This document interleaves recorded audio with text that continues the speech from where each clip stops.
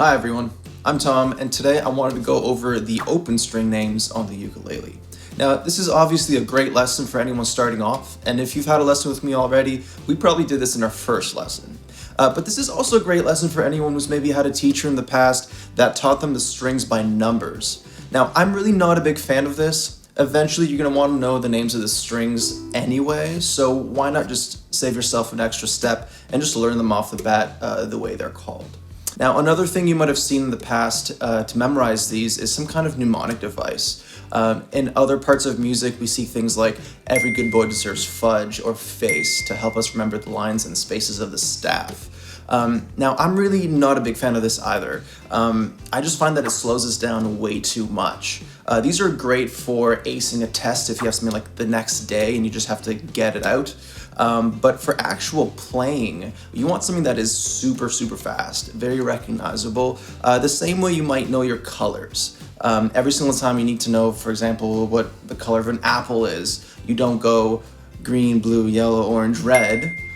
You just know it. So getting that familiar with the names of the open strings really speeds you up, helps you communicate with your bandmates and your teachers, and also things like tuning really rely on you knowing these open strings. So it just gets really helpful to know them by memory.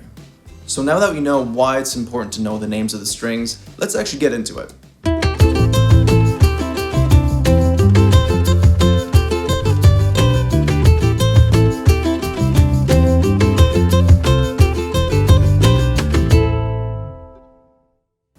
Okay, so first of all, this is a picture of our ukulele neck. Now, you might be looking at this thinking, wait a minute, Tom, this looks like it's upside down. And you might be kind of right, but this is actually the way you're gonna see ukulele notation written up most of the time, especially for things like tab notation and even chords a lot of the times. So the way this makes most sense is if you picture your ukulele sitting with the sound hole upwards on your lap like this, and your diagram on a table, flat surface this way.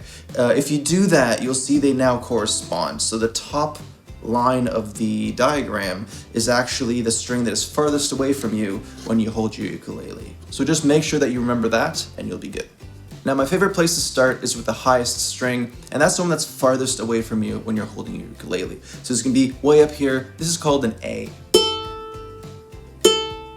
Now, watch out, because when we say the highest string, we're talking about the highest sounding string, right? So we're not talking about high and low as in up or down. It's really how high a string is versus how low a string is. We're talking about the way it sounds. So this can be really confusing on stringed instruments because a lot of the times the higher sounding strings will actually be down and the lowest sounding strings will often be up. So it's kind of almost reversed. So remember, when we're talking about low and high, it's always low and high sounding and not low and high as in up or down. Okay, the next string is an E string, and this is the one after the A that we just did. So it sounds like this. So that's an E. Okay, now at this point, I always like to do a little bit of a quiz just for myself, just to make sure that I've memorized these two at least, and make sure I have a good starting point. So we're gonna do a quick little quiz. I'm gonna play a string and tell you what it is, and I want you to play that same string as quickly as possible afterwards, and we'll do a little bit of a speed test. So I'm gonna say the name of a note, and you play it after me as soon as you can. 1, 2, here we go. A. A, E, A, E, E, A, A, A, E, E, A,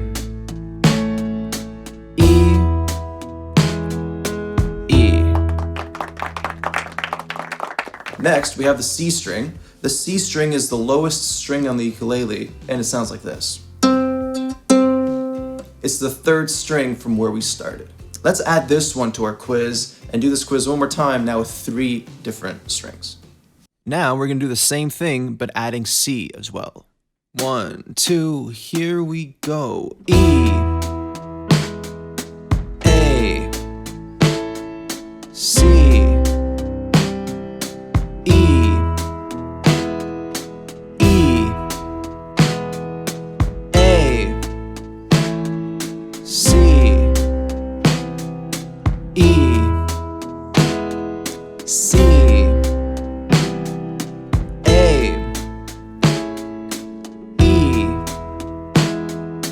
A, C, E, A, A, E. Now finally, our last string is called G, and it's the one that's closest to us. Now, G is a little unusual because it's actually pretty high sounding. It's only a tone lower than the A where we started. This is a little bit unusual. Most string instruments will go from a highest string and work its way down to the lowest. The ukulele as well as the banjo have a higher string that's really close to us down here, and this is kind of what gives the ukulele its signature sound, especially when you play chords. You get that kind of sparkly high sound that sounds really great. So now that we have all of our strings, let's do one final quiz that will involve all 4 of them. I'm going to start slow and gradually speed up, see if you can keep up. Now let's do all the strings. Now I'm going to start slow and then gradually speed up, so see if you can keep up. 1, 2, here we go. A, E, C, G, A, G, E, E, C, A, G, E, G,